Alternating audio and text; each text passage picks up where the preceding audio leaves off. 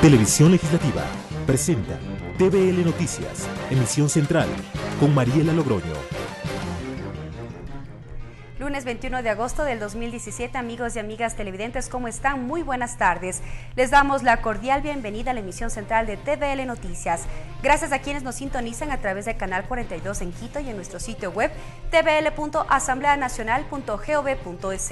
Soy Mariela Logroño y es un gusto compartir con ustedes este espacio de noticias.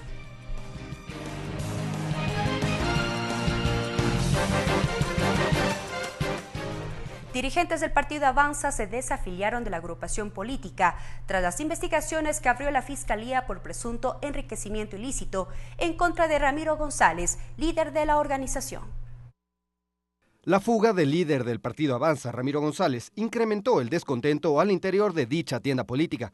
Fanny Uribe y Byron Pacheco, ambos exasambleístas y vicepresidenta y secretario nacional general, respectivamente, harán oficial su desafiliación en los próximos días.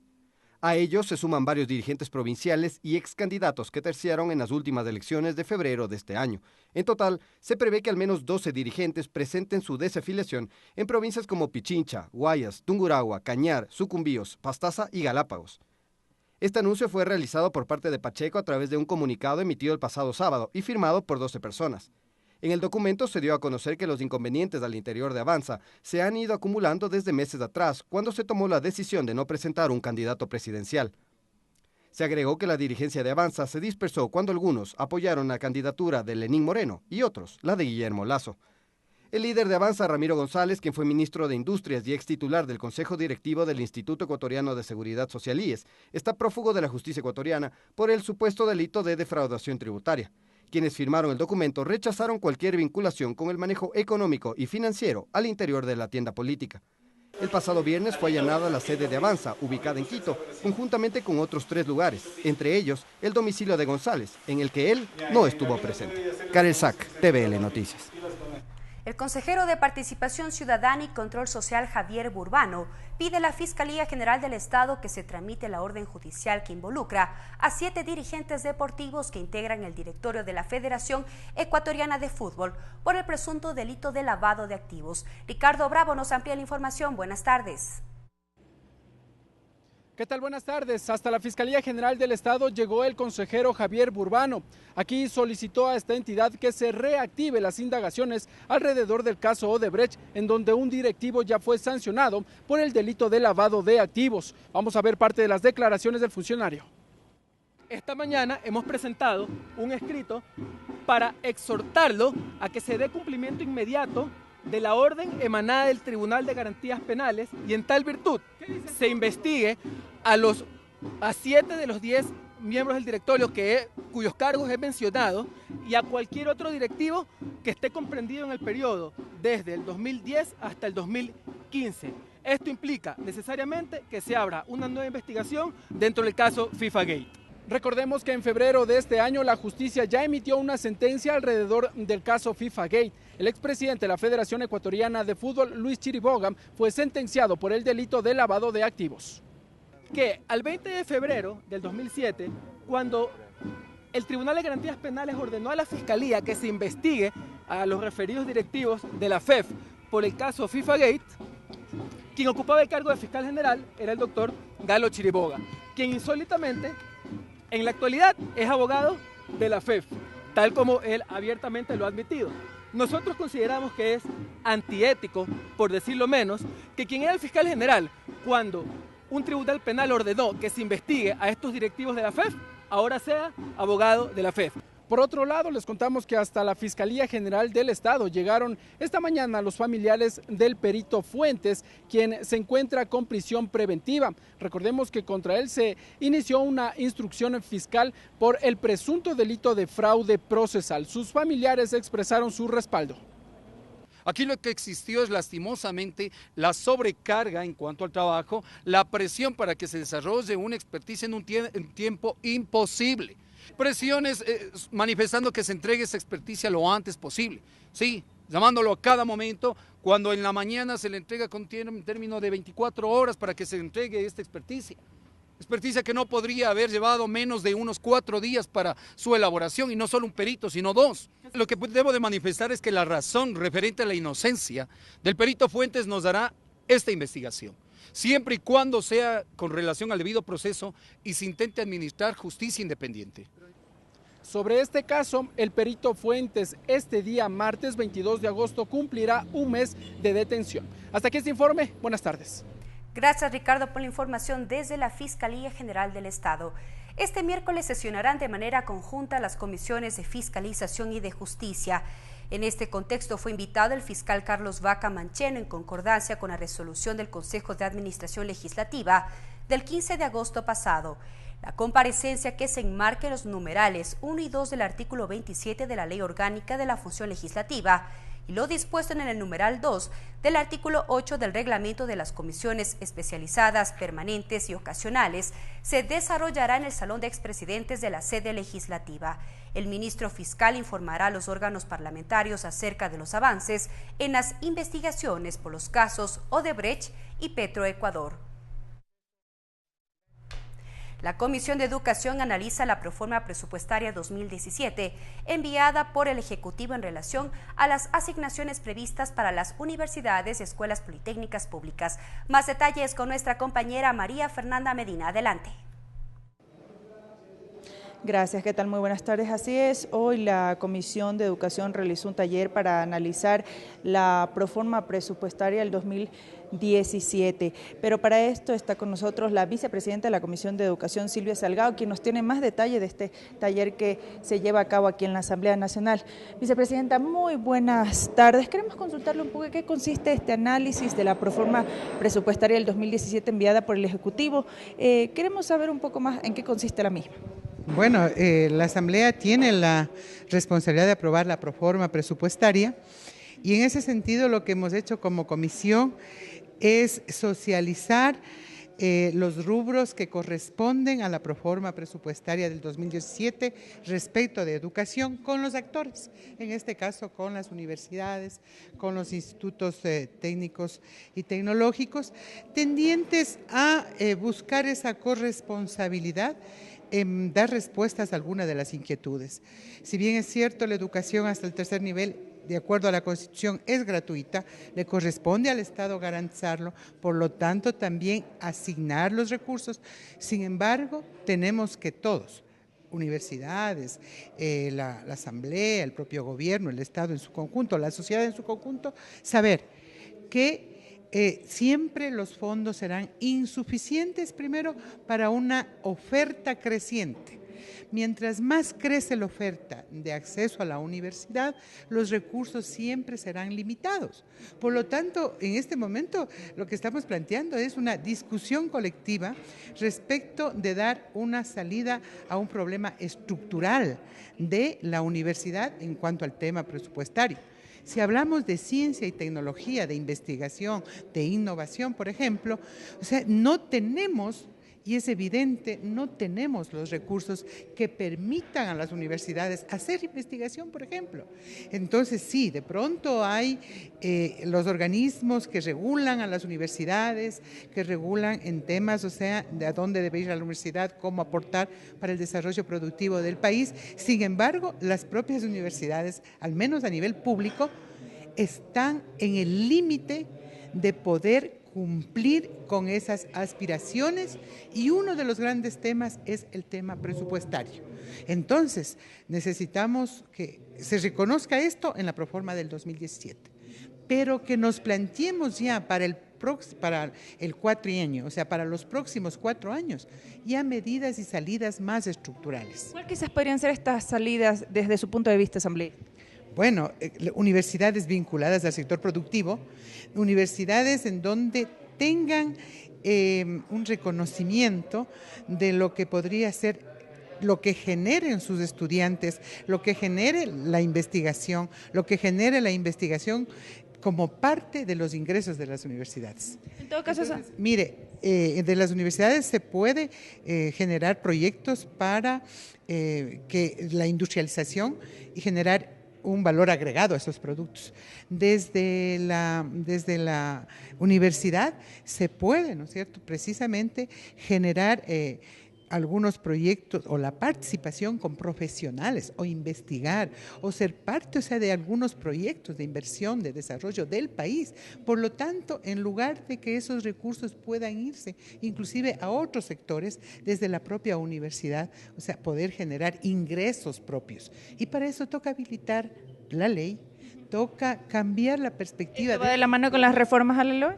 Pero claro, o sea, yo creo que habría que prevenir esto. Si bien es cierto, se está iniciando el tratamiento, sin embargo, es hora de lo que aquí salga en esta reunión, que es el inicio de muchas tantas que tiene que haber para resolver y empezar a dar respuesta a un problema estructural, que no pasa simplemente de decir tengo 300 cupos para tal profesión, puedo tener 400. No se trata simplemente de la oferta, tampoco se trata de la oferta y la calidad, se trata, ¿no es cierto?, de conocer los límites del financiamiento para una creciente oferta, en donde una creciente demanda, en donde, o sea, la oferta es muy limitada. Muchísimas gracias, asambleístas. Son las opiniones y observaciones de la vicepresidenta de la Comisión de Educación, Silvia Salgado. Hasta aquí el informe. Buenas tardes. Gracias, María Fernanda, por la información. Es momento de una pausa, pero al volver les tendremos información de los temas que serán tratados este martes en sesión plenaria. Ya regresamos. Regresamos con TVL Noticias, emisión central, luego de la siguiente pausa promocional.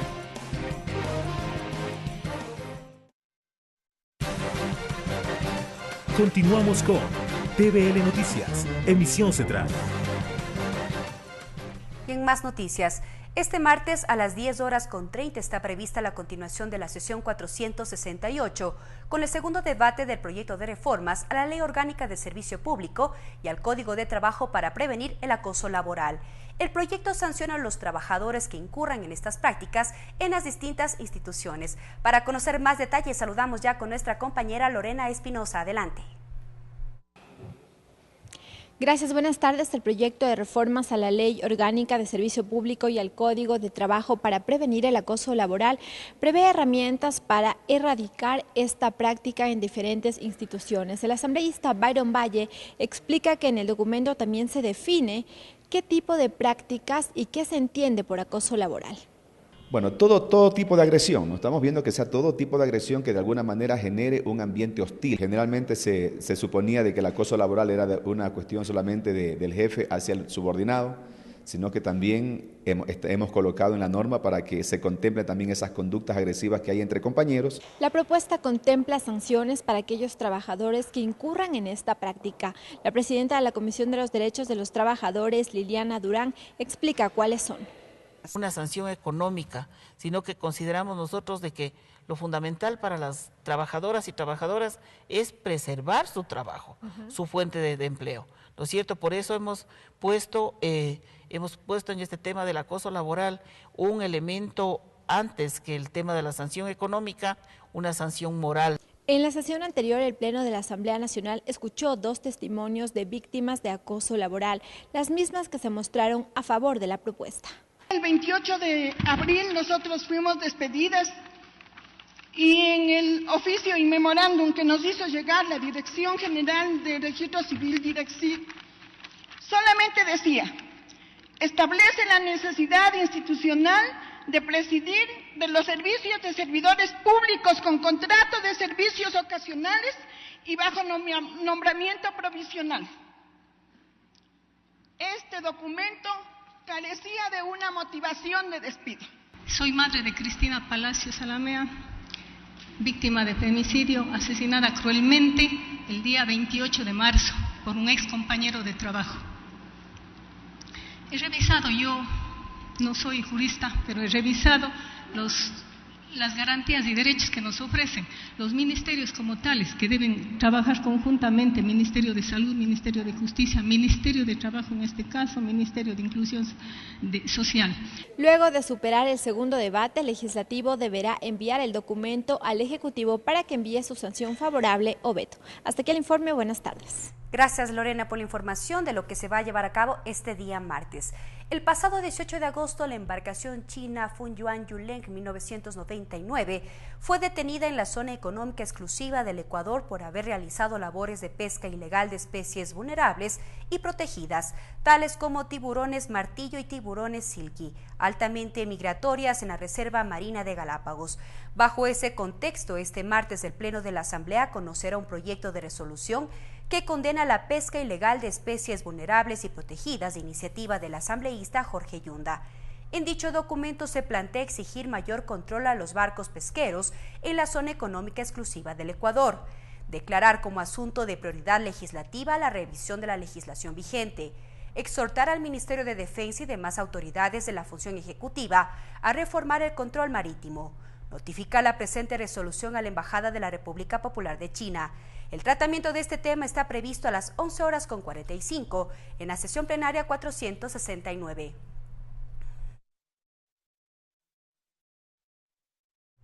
En la misma sesión, el Pleno Legislativo tratará el acuerdo entre la República de Ecuador y la Fundación Charles Darwin para el funcionamiento de una estación científica en el archipiélago de Galápagos. El documento establece las condiciones para que esta terminal científica continúe funcionando en las islas, como lo hace desde 1964. El acuerdo se renovó por más de 25 años, más en 1991, es decir, hasta el 2016. En el instrumento internacional, las partes indican que la Fundación presta servicios importantes para la conservación de la flora y fauna, así como para el progreso de la ciencia y educación. Resalta que las múltiples publicaciones científicas sobre Galápagos contribuyen a proyectar a Ecuador internacionalmente como un país comprometido con la conservación de este patrimonio mundial. Analizar las competencias del Consejo de Gobierno, evaluar la situación migratoria y mayor control en la zona marino-costera son varios de los temas contemplados en el proyecto de Código Orgánico para el Régimen Especial de Galápagos de iniciativa del asambleísta provincial Washington Paredes.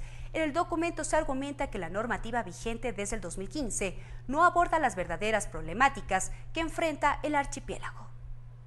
En marzo de 1998 se promulgó la Ley Orgánica de Régimen Especial para la Conservación y Desarrollo Sustentable de la provincia de Galápagos, en la que se establecían instrumentos que regían al archipiélago de Galápagos.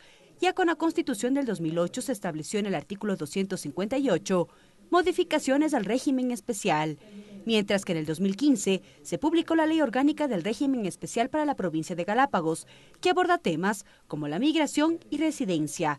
Con esos antecedentes, el asambleísta provincial de Creo, Washington Paredes, presentó un proyecto de código que en su argumento contempla temas no tratados en la ley vigente. La ley anterior, nosotros teníamos el carácter de la exclusividad, la misma que la perdimos en la Constitución del 2008. Cuando se hace la ley del 2015 nos dan un carácter preferente. Las competencias del Consejo de Gobierno es uno de los temas que aborda la propuesta. Según el asambleísta Paredes, el Plan de Desarrollo Sustentable y de Ordenamiento Territorial tiene falencias. Que es el ente planificador, administrador de nuestra provincia, no esté un miembro o no forme parte de miembro del Consejo de Gobierno, el Ministerio de Defensa a través de la Armada Nacional. Finalmente se prevé que el proyecto de código aborde la seguridad en la zona marino-costera. Esto frente a los últimos operativos que han dejado como saldo el decomiso de 300 toneladas de tiburón. La Armada Nacional en la actualidad no cuenta con los recursos para hacer la protección de ayuda al Parque Nacional Galápagos para protección de la Reserva Marina. Ahora el documento pasará a manos del Consejo de Administración Legislativa para su calificación y posterior envío a una comisión especializada para su tratamiento.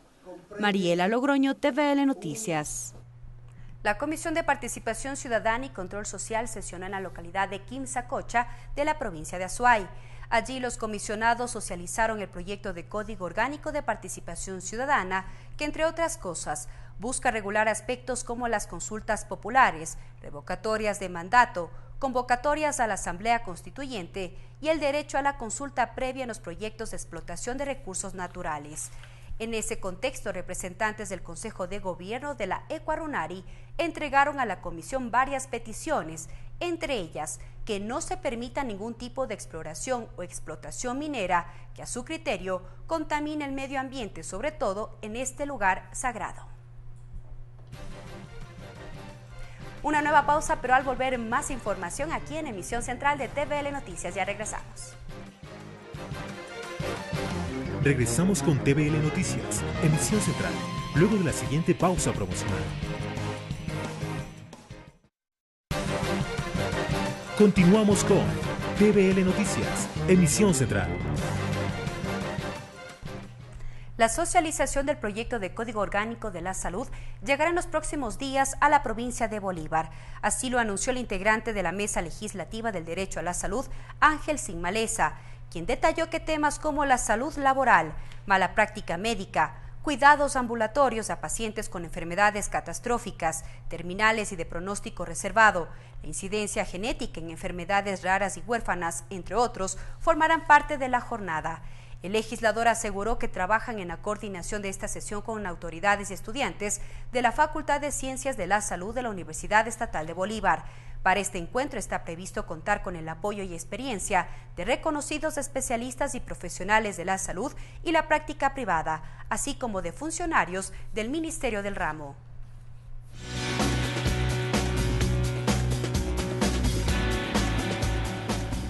A continuación les presentamos la agenda de actividades prevista para esta tarde en Asamblea Nacional.